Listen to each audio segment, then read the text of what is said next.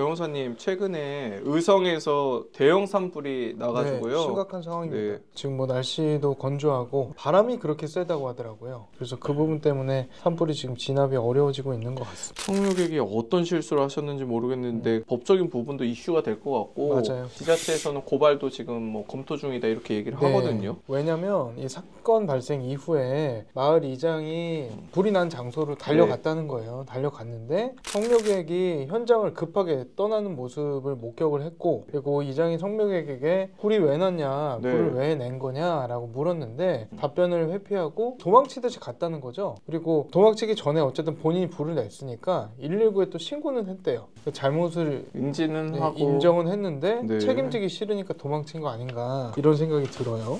변호사님 지금 이 성묘객 입건돼서 조사는 될 것 같더라고요. 지금 이제 화재 진압되는 대로 잡아서 조사를 하겠다라는 네. 입장이고, 그 마을 이장님이 바로 신고를 해서 특정을 한 걸로 알려져 있습니다. 대한민국에서 뭐 도주한다는 거 큰 의미 없습니다. 사실상 불가능하죠. 네, 뭐 어차피 뭐 차량 다 차적조회 되고 그래가지고 워낙 손해가 막심하고 이 사건을 인해서 사망하신 분들도 많아가지고 형식적으로 알고 있는 법정형이나 이런 거랑 별개로도 상당한 구속 수사나 이런 것도 이루어질 수도 있을 것 충분히 같아요. 가능해 네. 보입니다. 왜냐면 이 정도 되면 국민적 분노도 상당히 커질 거고 뭐 일단 이게 무슨 죄죠? 보통 이제 불을 낸다고 하면 뭐 방화죄나 실화죄나 이런 걸 생각을 하는데 네. 살림에 불을 낸 경우에 살림보호법이 적용이 됩니다. 네. 그래서 3년 이하의 징역이나 3천만 원 이하의 네, 벌금 네. 처하게 돼 있고요. 이거는 어디까지나 실수로 냈을 때. 네. 형사법 시스템 하에서는 형량이 높은 사건은 아니거든요. 뭐 강간 사건이 3년 이상. 맞아요. 근데 상한이 오히려 3년이라는 거니까 그렇죠. 사실 어떻게 보면 법정형 자체가 네. 높은 건 아니에요. 최대로 때려야 3년이라는 뜻이죠. 왜 그러냐면 과실범이기 때문이에요. 그렇죠. 네. 실수로 범한 범죄니까. 네. 네. 그렇기 때문에 법정형이 높진 않지만 피해가 어느 정도인지에 따라서 실형 선고가 된 사례들이 굉장히 많이 있고, 그건 네. 이제 나중에 설명을 드릴 거거든요. 네. 이 사건에서도 많은 뭐 재산적인 피해나 인명 피해가 있었기 때문에 엄중한 처벌이 예상이 됩니다. 변호사님, 그런데 실수가 아니라 만약 고의로 네. 한번 불 좀 붙여볼까 해가지고, 또는 예를 들어 당배꽁초 던졌다 그러면 이거 불날 거 예견할 수 있으면 이것도 사실상 고의잖아요. 미필적 고의잖아요. 그렇죠. 불씨를 떨어뜨려서 불을 내는 게 실화인 거고, 네. 어쨌든 불을 붙였다 그러면 그거 자체는 고의가 될 수도 있거든요. 네, 불을 내려는 생각이 있었을 수도 있고요. 고의가 인정이 된다고 네. 하면 산림보호법이 또 역시 적용이 되고, 산림보호구역에 불을 내거나 보호수에 불을 낸 경우에는 7년에서 15년. 상당히 높네요. 굉장히 이거는. 높습니다. 예, 방화죄랑 네. 동일한 형량이고요. 그리고 타인 소유의 산림에 불을 낸 경우, 네, 네. 그냥 일반적인 산림에 네. 불을 낸 경우에는 5년에서 15년. 그리고 자기 소유의, 자기 산에도 불 지르면 안 되는 거예요. 네네. 자기 산에 불을 지른 경우에는 1년에서 10년. 옛날에는 뭐 화전민도 네. 했잖아요. 요새는 네, 네. 그런 거 하면 안 되는 겁니다. 네. 이 산불로 인해 가지고 문화재부터 해가지고 뭐 사람도 죽고 재산 피해는 말할 것도 없고 이러잖아요. 네. 갑자기 제3자의 불법 행위로 인해 가지고 어떤 손실이 발생한 건데 이거 어떻게 해결해야 되죠?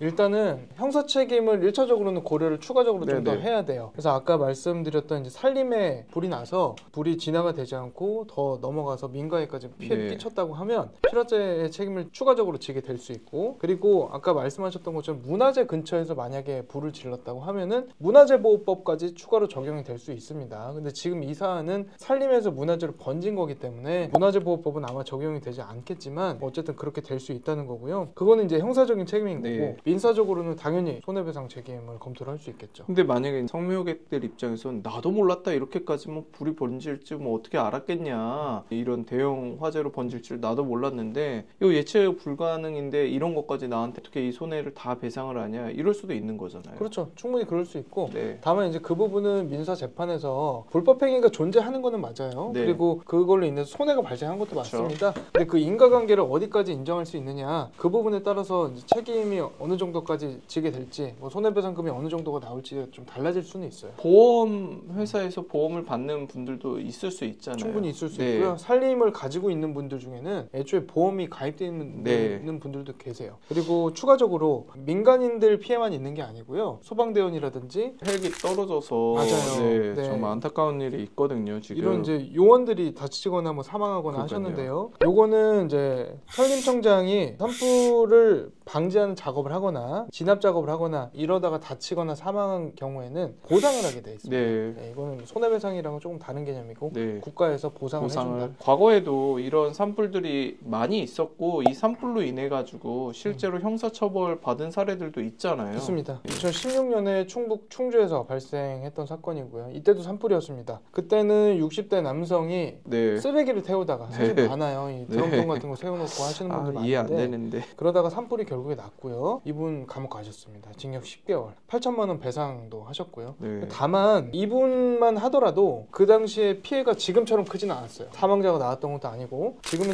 벌써 피해 규모가 막 1만 헥타르가 넘는다 네. 이런 얘기가 나오고 있는데 지금 상태라고 하면은 징역 10개월보다 훨씬 더 높은 형량이 예상이 되는 거죠. 최고 형량 나올 것 같아요. 그럴 수 있습니다. 예, 예. 왜냐면 너무 이 결과가 참혹하고 산불이 이렇게 무서운가라는 거를 많은 사람들한테 각인시키는 사건으로 기억에 많이 남을 것 같아요. 맞습니다. 네. 산불 뭐 예방이나 뭐 법적 대응 관련해서도 한번 살펴보면 좋을 것 같아요. 산림보호법을 좀 더 강화하는 방법은 있겠습니다. 지금 현행법은 사실 실화죄나 네. 방화죄에 비해서 크게 형량이 많이 높지는 않아요. 어떻게 보면은 훨씬 더 큰 피해를 끼칠 수 있는 그런 상황임에도 불구하고 일반적으로 민가에서 불이 나는 수준이랑 비슷하게 네. 처벌을 한다고 하면은 누가 조심을 하겠습니까? 네. 산림보호법을 좀 더 강화할 필요가 있다고 생각이 들고요. 이외에는 이제 화기 사용 금지나 뭐 네. 소각 금지나 흡연 금지나 네. 이런 이제 행정적인 처벌 역시도 좀 더 강화할 필요가 있지 않나 이렇게 생각이 듭니다. 네.